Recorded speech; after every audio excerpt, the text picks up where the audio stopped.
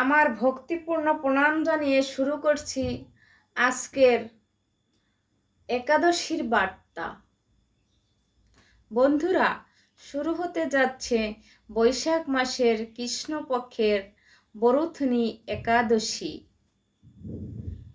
এই একাদশী পালন করা হবে চৈত্র মাসের 29 তারিখ এবং এপ্রিল মাসের 13 তারিখ, রোজ সোমবার।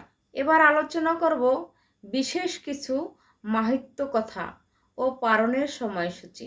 এই একাদশীর দিন পালন করা হবে নীল ষষ্ঠী শিব পূজা। একই দিনে দুটি উপবাস পালন করা হবে আর তার ফল হবে দ্বিগুণ।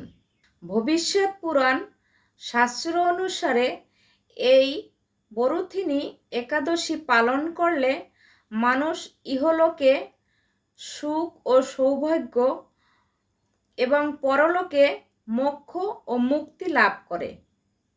এই ব্রত পালন করলে 10,000 বছর তপস্যার সমান ফল লাভ হয় এবং সমস্ত পাপ নাশ হয়ে যায়।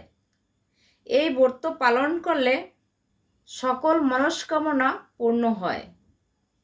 এই ব্রত পালন করে দান করলে জীবন সুন্দর হয়। পালনের সময় সূর্য উদয় থেকে সকাল 9:56 মধ্যে। ওং নমো ভগবতে বাসুদেবায় নমঃ।